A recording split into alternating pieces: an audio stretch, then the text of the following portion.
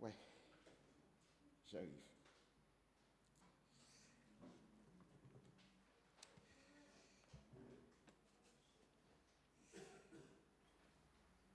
Je me rends la tâche difficile. Je n'ai pas pris mon outil d'habitude. J'ai pris un autre outil. Du coup, ça me complique la tâche. Bon. Voilà. J'espère que tout le monde se porte bien. Nous avons passé un moment béni dans la louange. Je pense que, comme disait le psalmiste, c'est là que Dieu envoie la bénédiction. Voilà. Je vous invite à ouvrir vos Bibles. Notre première lecture, notre frère va l'afficher pour nous, s'il te plaît, en Matthieu chapitre 9. Je ferai l'effort de lire. Nous avons tellement de choses. Si nous devrions tout voir, le temps serait insuffisant, mais déjà il fait chaud, je comprends ça. Avec la grâce de Dieu, je vais essayer de faire ce que Dieu me permettra. Je lis en Matthieu chapitre 9.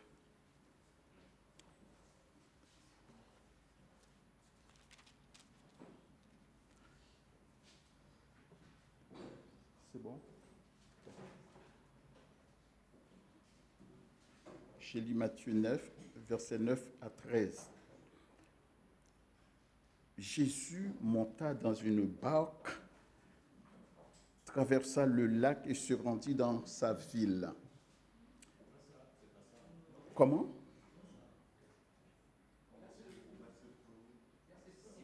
Ah, pardon. Merci, parce que vous suivez, c'est très bien. Et j'allais me rendre compte un peu plus tard. Ok, très bien. Jésus partit de là. On est bon là? Quelqu'un m'a dit non. Ah, je comprends, oui, parce que moi, là, je lis dans la version Vie Nouvelle. Bon, alors, lisons, on va rester ici pour ne pas, pour qu'il n'y ait pas de confusion. Voilà. De là, étant allé plus loin, Jésus vit un homme assis au lieu des péages, je me retrouve, et qui s'appelait Matthieu. Il lui dit, suis-moi. Cet homme se leva et les suivit. Je suis au verset 10. Comme Jésus était à table dans la maison, certaines versions nous disent que c'était dans la maison de Matthieu. Comme Jésus était à table dans la maison, voici beaucoup de publicains et de gens de mauvaise vie, mettez accent sur ça parce que ça va nous servir, des publicains, de gens de mauvaise vie, vinrent se mettre à table avec lui et avec ses disciples. Verset 11. Les pharisiens virent cela et ils dirent à ses disciples, pourquoi votre maître mange-t-il avec des publicains et des gens de mauvaise vie? Verset 12. Je ne vois pas très bien. Ce que Jésus ayant entendu, il dit, ce ne sont pas ceux qui se portent bien qui ont besoin de médecins, mais les malades. Allez et apprenez ce que signifie « je prends plaisir à la miséricorde et non au sacrifice, car je ne suis pas venu appeler des justes, mais des pécheurs. » Amen.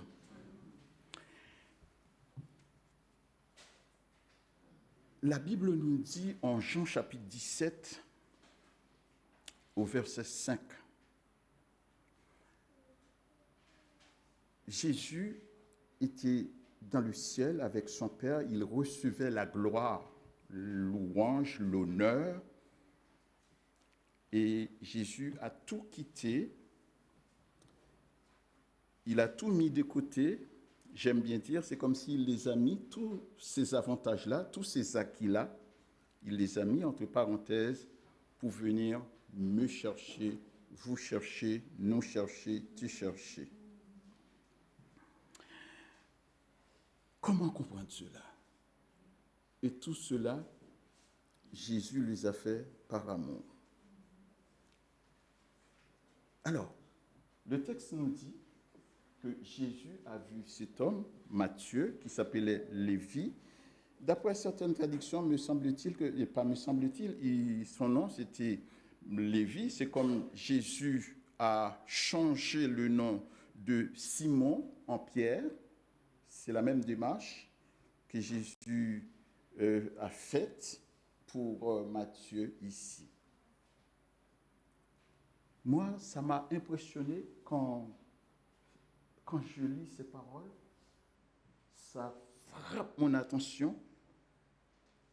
Et comprenons bien cela, que Jésus, il dit qu'il n'est pas venu, c'est la logique, hein? En principe, s'il y a quelqu'un qui est malade, forcément, quelqu'un qui est malade, qui se reconnaît, quelqu'un qui reconnaît qu'il est malade, forcément, il va faire tout le nécessaire pour aller voir les médecins. Pourquoi? Parce qu'il est malade. Et Jésus se présente ici comme le plus grand médecin.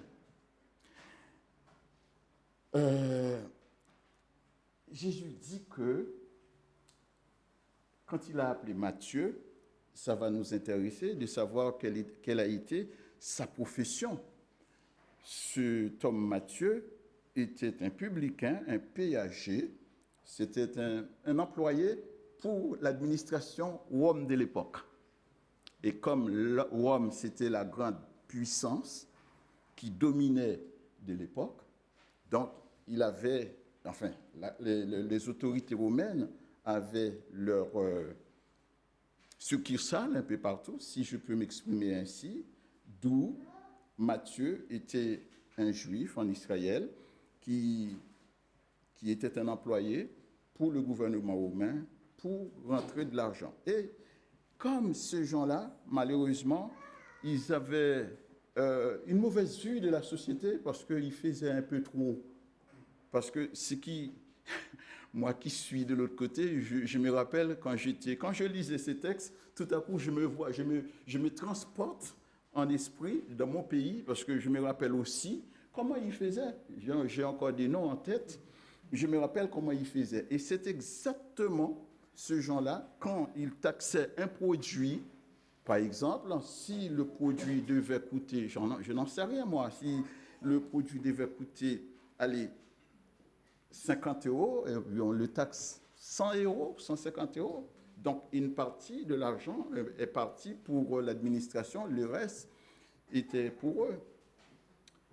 Alors, quand Jésus dit, lui, il vient pas pour les gens qui sont en bonne santé.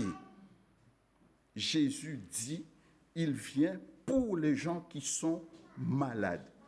Jésus dit, il n'est pas venu appeler les gens qui se croient justes, mais Jésus vient pour les gens qui se croient injustes, mauvais, malades.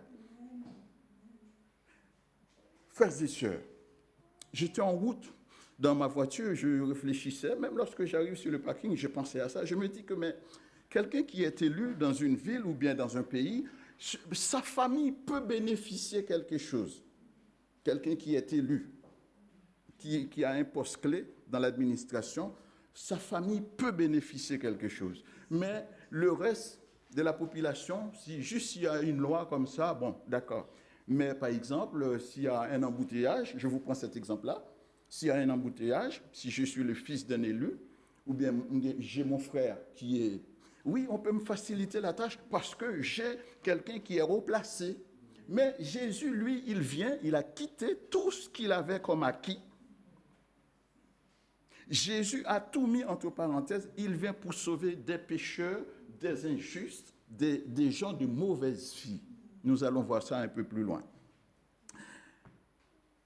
Les pharisiens et les scribes, ici, dans le texte, un peu plus loin, nous verrons ça, c'est des gens qui se considéraient, par exemple, comme nous ne sommes pas dans une étude biblique, le temps ne nous permet pas de dire tout cela, mais c'est pour les pharisiens, c'est des gens qui appliquaient tout ce qui était la loi de Moïse scrupuleusement. Voilà, c'était des gens, c'était des façades qui voulaient imposer aux gens, pour un oui, pour un non, même lapidation. Nous allons voir ça.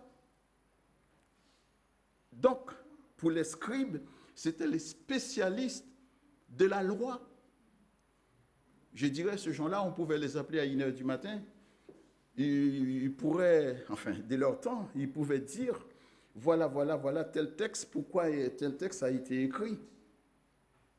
Et voilà Jésus qui vient pour les gens qui sont malades. De quelle maladie s'agit-il? De quelle maladie nous parlons ici? Est-ce que ici, dans le texte, est-ce qu'il est question d'une maladie physique? Nous pouvons considérer qu'il y a deux sortes de maladies. Jésus vient, bien sûr, pour les maladies physiques, mais pour les maladies spirituelles. C'est de ça qu'il s'agit ici, dans ce texte. Jésus vient pour les gens qui sont injustes. Voilà un Jésus qui vient.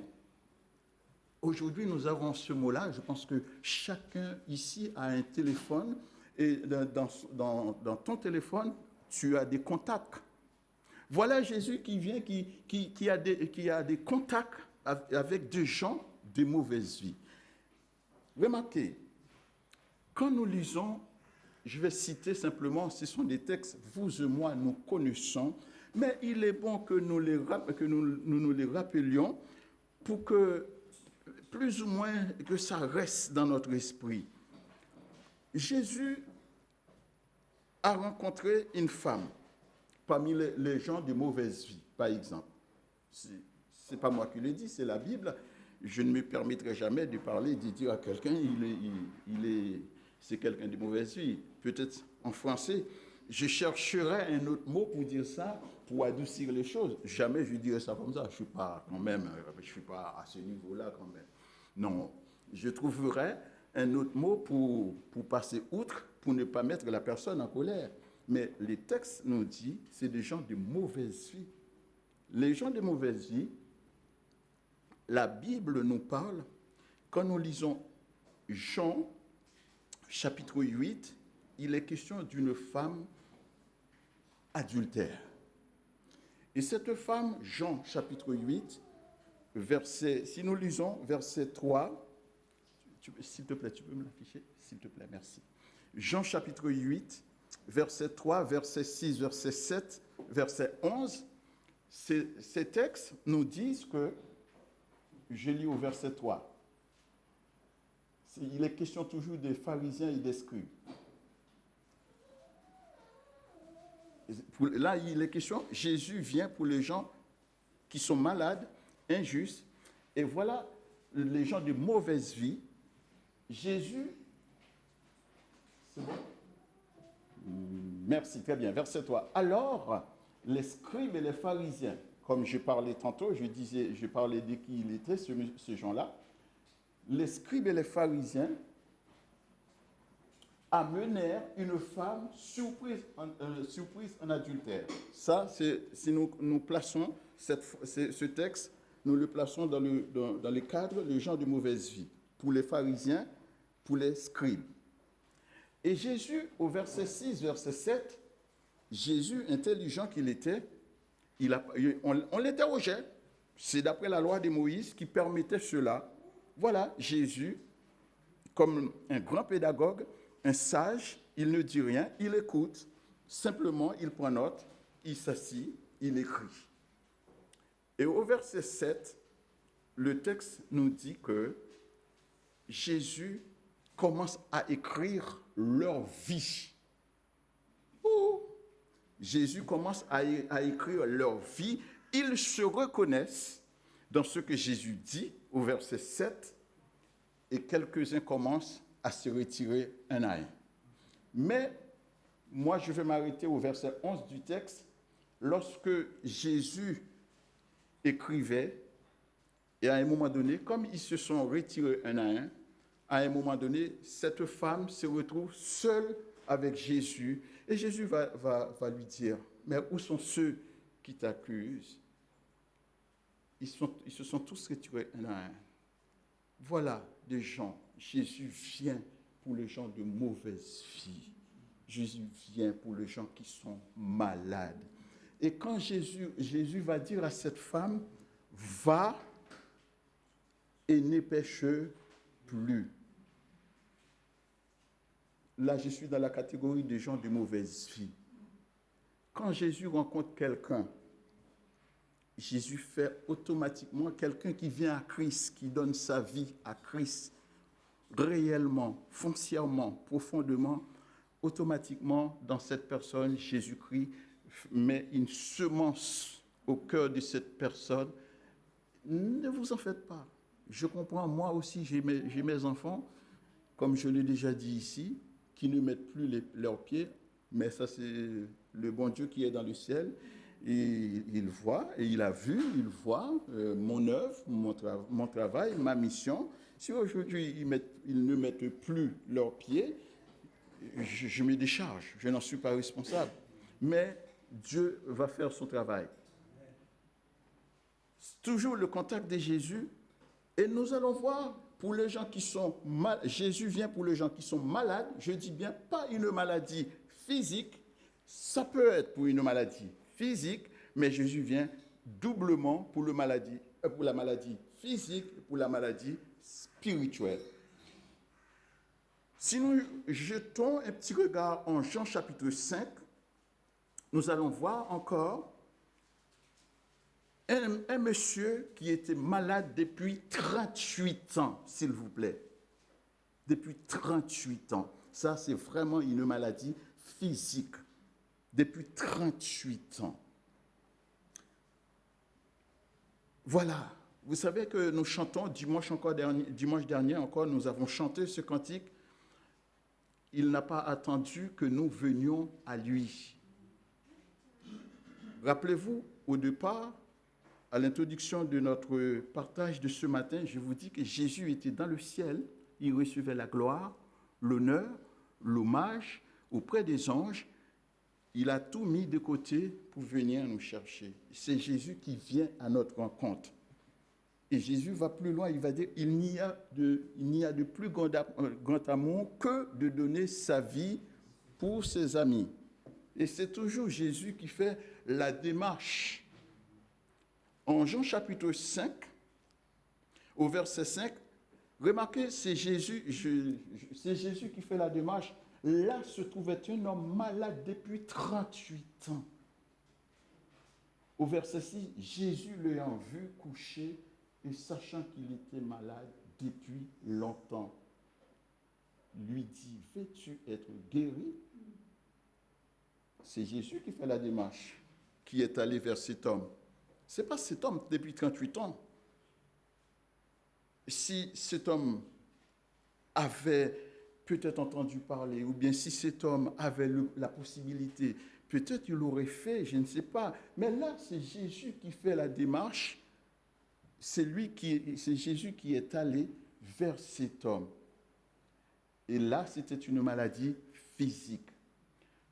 Au verset 14 de ce même chapitre, Jésus, un peu plus tard, malgré il y a eu certaines contestations vis-à-vis des pharisiens, il y a eu de certaines contestations vis-à-vis des scribes, des anciens, parce que c'était un jour de sabbat, Jésus l'avait dit de prendre son lit et de s'en aller. Oh, c'était le mal absolu. Mais au verset 14, et cet homme a fait quelque chose, ça doit être mon cas, ça doit être votre cas. Au verset 14, depuis, Jésus le trouva dans le temple, c'est-à-dire après sa guérison, après son rétablissement. Cet homme n'a pas, comme disent nos jeunes aujourd'hui, cet homme n'a pas lâché l'affaire. Après avoir été guéri, malgré les contestations de la part des pharisiens, des scribes et de ceci et de cela, cet homme a dit, on lui a interrogé, mais comment tu t'es retrouvé guéri? Il dit, moi, je n'en sais rien. La seule chose, je sais que on m'a dit, lève-toi, prendre ton lit, va-t'en. C'est tout ce que je fais. Bon, mais une chose, le monsieur en question, remarquez, après un peu plus tard, et maintenant, il n'a pas abandonné. Puisqu'il a été guéri après 38 ans, maintenant, il continue, il vient. Un jour, il a eu une chance incroyable, est-ce que je peux dire ça, un privilège incroyable, Jésus l'a rencontré dans le temple. Et quand Jésus nous fait du bien, où allons-nous après? Ça, c'est juste un petit... C'est pas un petit pic méchant, hein, mais c'est un petit pic. Je parle à moi-même aussi. Quand nous avons été guéris de la part de Jésus, quand nous avons été bénis de la part de Jésus, quand nous avons, dans nos examens, nous avons réussi nos examens, nous disons merci à qui? Nous suivons qui après? Ce matin, notre frère a chanté un cantique si longtemps. Je me rappelle, tout petit, je commençais à écouter ce cantique. Et lorsque j'arrive là, j'entends, il commence à toucher son piano. C'est comme ça s'appelle. Et puis j'entends ça commence, je dis, ah, ok, tiens, Eben, je me rappelle d'où tu viens, tu te rappelles d'où tu viens, Voilà, Jésus l'a rencontré Mais Jésus va lui dire quelque chose. Voici, tu as été guéri. Ne pêche plus de peur qu'il ne t'arrive quelque chose de pire. Là, ce monsieur, non seulement il a trouvé physiquement, mais spirituellement. Ça, c'était dans les contacts de Jésus. Jésus va dire, je suis en Matthieu chapitre 9, verset 13. Jésus va dire une phrase, va citer une phrase aux pharisiens pour leur rappeler un fait. Parce que, comme je vous disais, les pharisiens, c'était des gens, pour eux, la loi de Moïse, c'était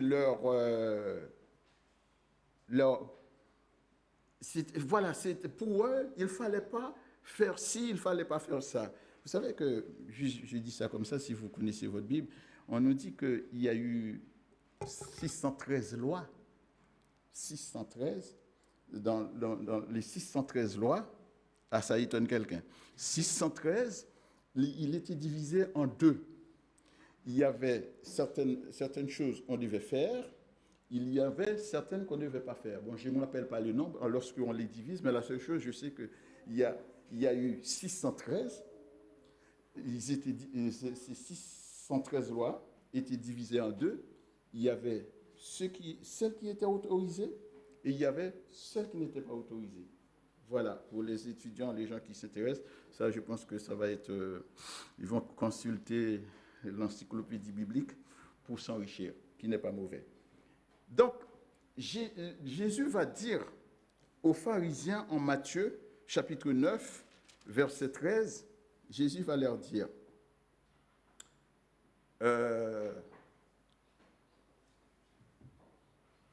allez, apprenez ce que signifie je prends plaisir à la miséricorde et non au sacrifice, car je ne suis pas venu appeler des justes, mais des pécheurs. Osée chapitre 6 va nous dire que pour les pharisiens, pour eux, c'était les sacrifices, observer la loi, c'était ça pour eux.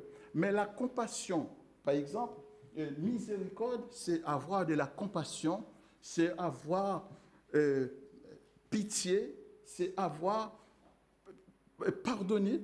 C'est pas avoir pardonné, c'est pas ça que je veux dire, c'est avoir de la compassion, c'est pardonner, c'est comprendre la souffrance des autres.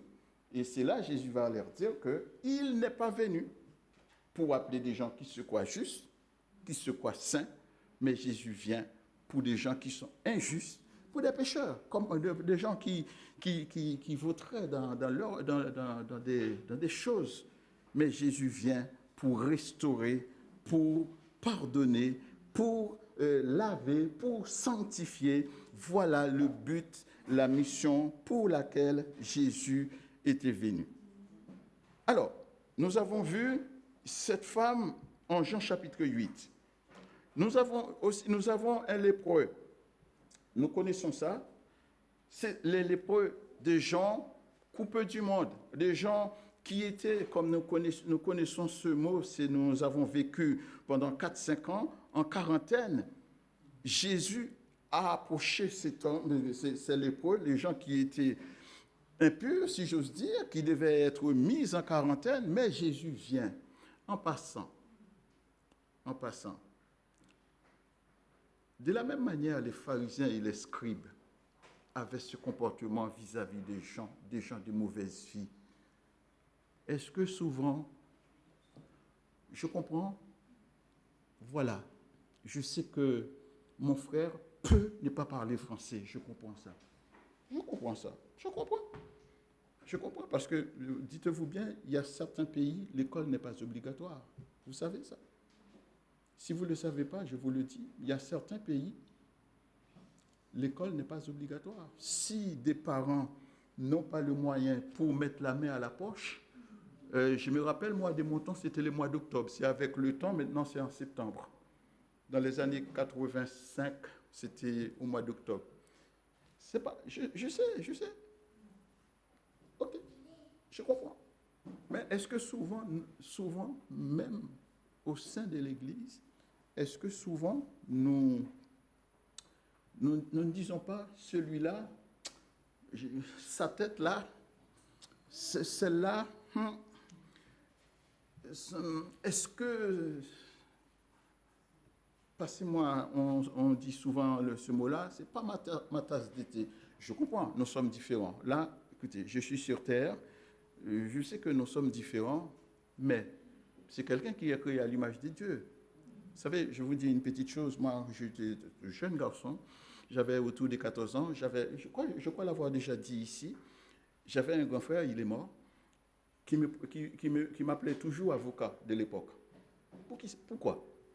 Pourquoi il m'appelait avocat? Parce que je refusais de faire subir à l'autre ce qu'il ne méritait pas. J'acceptais pas. Mais je veux dire que, est-ce que le cas de ces pharisiens-là, le cas de ces scribes-là, qui voulaient carrément mettre une barrière, puisque c'est un étranger, lui, il n'est pas juif, lui, il n'est pas le fils d'Abraham, tout à coup, il y a une barrière qui se dresse. Voilà, fais ta route, je fais ma route. Jésus était dans le ciel, était au ciel. Jean chapitre 17, Jésus avait tous les anges à ses pieds, la louange, la gloire, il a tout mis de côté pour venir nous chercher, me sauver. Alors, c'est ceux qui se reconnaissent pécheurs, ceux qui se reconnaissent injustes, qui ont besoin d'accepter Jésus, Jésus vient pour ce gens-là. Alors, nous avons en Matthieu, en Luc 19, ou bien Luc chapitre 15, c'est presque les mêmes paroles. En Luc 15, avant de voir avant de voir Luc 19, en Luc 15, nous avons ce verset 1 à 7. Merci frère. Tous les publicains, les gens de mauvaise vie, ça revient encore, s'approchèrent de Jésus pour l'écouter. Moi, franchement, je trouve que c'est déjà très bien. Très bien. Pourquoi? Parce qu'ils viennent pour écouter. Le fait d'écouter seulement, là, quelqu'un peut être touché par ces paroles-là. Tous les publicains, les gens de mauvaise vie, s'approchaient de Jésus pour l'écouter. Et les pharisiens et les scribes murmuraient, disant, cet homme accueille les gens de mauvaise vie et mange avec eux. Cet homme accueille, oui, c'est la mission, et j'ai envie de dire qu'il était assigné, non, il était venu pour. C'est la mission pour laquelle Jésus était venu pour donner sa vie pour des pécheurs. La mort de Jésus-Christ, il y avait, malgré, on voulait dire des choses, c'est parce qu'il avait dit, aussi, le temple, dans 3 jours, il allait le rebâtir. Vous rappelez une phrase comme ça dans la Bible? Ou bien c'est parce qu'il se disait qu'il était le Fils des dieux. Les pharisiens n'acceptaient pas ça. Les hommes de loi de l'époque, le Sanhédrin, n'acceptaient pas que Jésus dise qu'il était le Fils des dieux. Non. Il se faisait égal à Dieu. Non. Jésus vient exprès pour donner sa vie pour des pécheurs comme tout un chacun ici. Aujourd'hui, Dieu merci, le sang de Jésus-Christ nous a purifiés. Le sang de Jésus-Christ nous a lavés. Le sang de Jésus-Christ, nous qui acceptons, qui confessons, qui croyons en Jésus-Christ, son sang nous a purifiés, nous a lavés, nous sanctifie et fait de nous des mises à part. Donc, disons-nous, ceux qui sont encore dehors, qui ne sont pas encore dans la bergerie, ils mènent leur vie, je comprends, ça peut nous agacer. Je vous donne quelques exemples. Quand je vois des gens de mon âge qui veulent se comporter comme des jeunes de 20 ans, à la vérité, croyez-moi, ça ne passe pas, hein, je vous le dis. Je me répète, peut-être vous ne m'entendez pas bien. Quand je vois des gens de mon âge, qui se comportent comme des gens de 15 ans, de 20 ans, mais je dis, mais tiens, je ne comprends pas. Tu as un problème, frère. Tu as 50 ans et puis tu veux te comporter comme des gens de 20 ans? Comment ça? Mais tu as un pépé, frère. Tu as une tenue. Tu ne veux pas me dire que tu as 50 ans et puis tu veux te comporter, je ne sais pas, des voix, des machins. Je sais, le jour que Jésus les rencontre, il est capable de les façonner, de les transformer. Mais ça, c'est le côté humain. Ce que je vous dis là, c'est le côté humain. Mais je sais que Jésus a la puissance. Je sais que Jésus a l'autorité. Dans le contact de Jésus, nous avons le brigand. C'est fort pour un bandit plutôt. Enfin, brigand, bandit, c'est la même famille. Mais c'est fort pour voir que voilà quel type de personnes que Jésus côtoyait. Et c'est lui qui est allé vers eux. Vous m'entendez? C'est Jésus qui est allé, il est venu pour nous et il est allé vers eux pour les sauver. Un homme méchant qu'il était, en Luc 23, je crois, cet homme, en haut de la croix, ça, je dirais, c'est l'extrême. Il ne lui manquait plus grand-chose, mais en haut de la croix, cet homme va faire une confession, va dire que voilà, nous sommes là pour ce que nous avons fait de mauvais, mais lui, il n'a rien fait. Et Jésus va lui dire, et cet homme va faire une confession, va dire, souviens-toi de moi.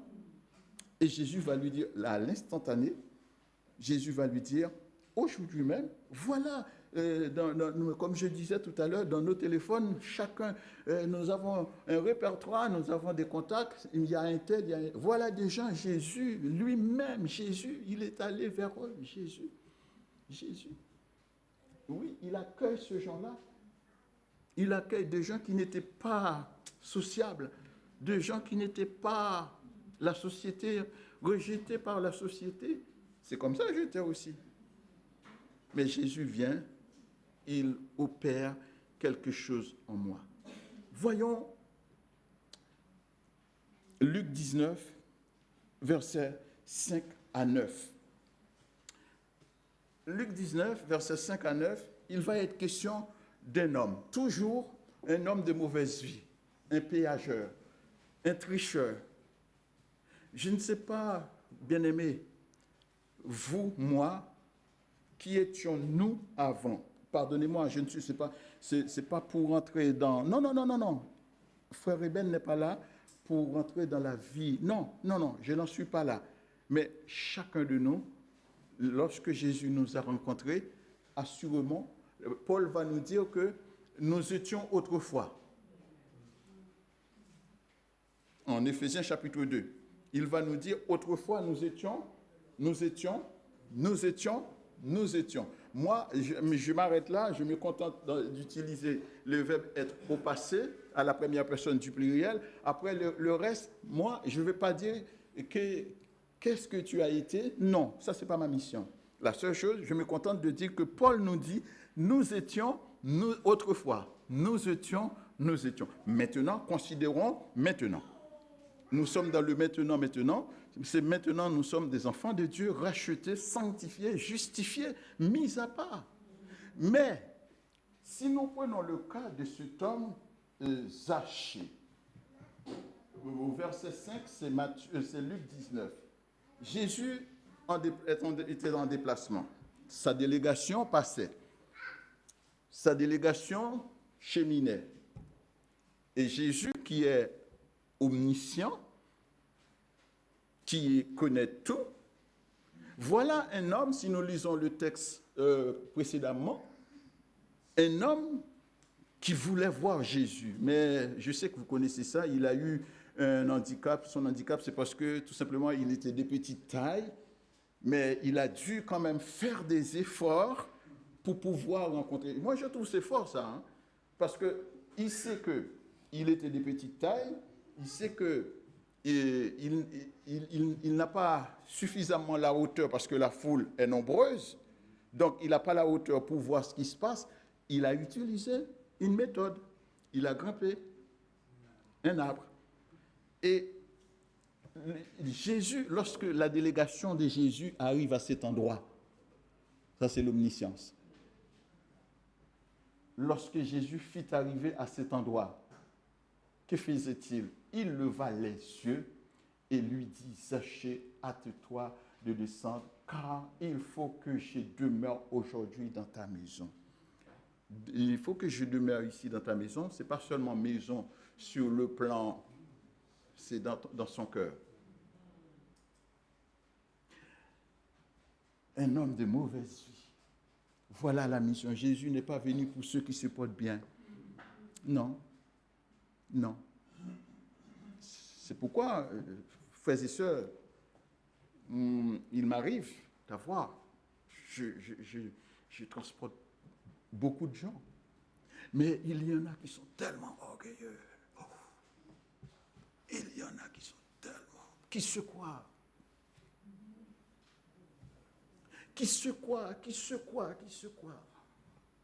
Il y en a qui ne disent même pas bonjour. La dernière fois,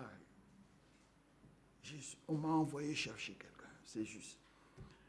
Voilà que, c'est juste pour vous dire, c'est un couple, un jeune couple, dans les quartiers bourgeois. Et puis, je vois, moi je ne prends pas d'animaux dans ma voiture. Non. Parce que j'ai eu un souvenir, je n'ai pas besoin d'expliquer, je ne prends pas ça. Ah ouais, j'ai eu ça une fois. Wow. Et puis, je vois le monsieur qui arrive. Alors, ce n'est pas ma bouche à chaper. Moi, je le dis ouvertement. Je lui dis, il avait un jeune chien. Je lui dis, mettez votre chien dans son panier. Mais écoutez, je ne vous ai pas offensé. Le gars m'a dit, ouais, vous auriez dû dire, est-ce que... Mais attends... Ah oui, là, vous me faites un ordre. Je dis, vous auriez dû dire, est-ce que... Mais, quand je vous dis, je ne suis pas là, ce n'est pas moi qui ai la liste, ce n'est pas moi qui ferai rentrer les gens au ciel. Mais il y a des gens, ils sont durs à cuire. Mais Jésus est venu pour eux. S'ils se reconnaissent pécheurs, s'ils se reconnaissent injustes, il n'y a pas d'autre moyen, il n'y a que le sang de Jésus, il y a seulement, d'où ce texte, beaucoup d'entre nous aiment bien répéter, c'est par la grâce que vous êtes sauvés, par le moyen de la foi, cela ne vient pas de nous. C'est comme les pharisiens se basaient traditionnellement sur les œuvres de la loi. Mais comme je vous disais tout à l'heure, il y en a eu 613. Bon courage, mon frère.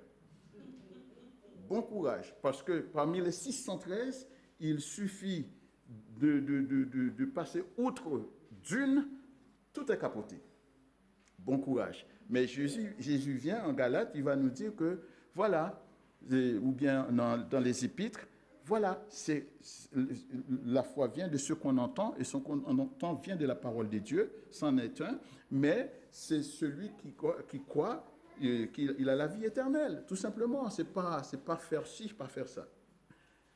Jésus va dire à Zachée, hâte-toi de descendre, car il faut que je demeure aujourd'hui dans ta maison. Oh, bien-aimé, ça c'est de la confession. La confession. Zachée se hâta de descendre et les reçut avec joie. Laissez ceux qui veulent te critiquer, te malmener, de dire des choses. On va toujours dire, hein? Mais à nous de faire en sorte, ce qu'on dit de nous, ce ne sont pas des choses fondées. Et voyant cela, tous murmurèrent en disant, il est allé loger chez un homme pécheur. Mais de quoi tu te mêles, frère? Mais Jésus est venu pour les malades. Il est venu pour les gens qui sont injustes. Voilà. Et au verset 8, Zachée se tenant devant les seigneurs, se tenant devant les seigneurs, lui dit, voici Seigneur, ça c'est la confession, d'accord? Ça c'est la confession. La confession, c'est de reconnaître ce qu'on fait, on le déclare, on dit la chose qui a été faite, là où on n'avait pas été correct. Zachée, se tenant devant les seigneurs, lui dit, Seigneur, je donne aux pauvres la moitié de mes biens, et si je fais du tort de quelque chose, je ne vois pas, si je fais tort de quelque chose à quelqu'un, je lui rendrai le quart. Vous savez que lui, il était le chef, là. Ça veut dire que si Matthieu, lui, il était un simple employé, si Matthieu devait taxer quelque chose de 50 €, alors je parle en euros puisque nous sommes en France, de l'époque, je ne sais pas de quelle monnaie il s'agit de l'époque, sans doute Matthieu taxait cela peut-être de 80 ou 100, une partie de la somme était pour Rome, le reste était pour lui, mais lui, là, il était le chef. Ça veut dire que tout ce qu'il avait empoché, lui, était beaucoup plus énorme. Mais la confession de Matthieu, c'est-à-dire qu'il décide de restituer. Merci frère, pardon, vous me comprenez. Donc voilà, Zachée décida de restituer, de donner, de remettre ce qu'il avait pris qui n'était pas à lui. Vous savez aussi, ça, nous avons besoin d'avoir cette attitude-là aussi. Quand il y a quelque chose à corriger, il faut le corriger. Et là, Zachée met la barre un peu à une hauteur 4 fois la valeur. S'il avait pris 4 billes, il avait pris une bille de quelqu'un, mais lui, là, il se dit, bon, moi, au lieu c'était une bille que j'avais prise, mais bon, moi, je vais te rendre 3 fois, 3 de plus. Et Jésus dit, le salut est entré aujourd'hui dans cette maison, dans ton cœur. Voilà la maison, voilà pourquoi Jésus est venu. Jésus est venu sauver et chercher ceux qui étaient perdus. Jésus n'a pas quitté le ciel pour venir sur la terre en touriste. Il est venu chercher ceux qui étaient perdus. Je crois un jour, Jésus vous a rencontré individuellement. Parmi nous ici, je crois, il y en a, c'était individuellement. Il y en a, c'est en famille. Il y en a, je crois avoir entendu ici, quelqu'un disait, c'est Billy Graham qui prêchait soit à la radio. Ceux qui disaient cela se reconnaissent à distance, là où ils entendaient prêcher l'évangile. ils ont été touchés par cette parole. Et cette parole-là, ça transperce les cœurs. Quand cette parole-là rentre, quand cette parole-là touche, il dynamite, il démolit. Quand elle démolit, quand cette parole-là rentre dans un cœur qui se donne réellement, totalement à Jésus-Christ. Jésus est venu, pas pour les justes, pour les injustes. Jésus est venu, pas pour ceux qui se croient être bons, il vient pour ceux qui se sentent leur misère. Voilà la raison de sa venue. Voilà, bien-aimé. Et il a bien dit, je suis venu chercher et sauver ceux qui étaient perdus. Que Dieu nous bénisse.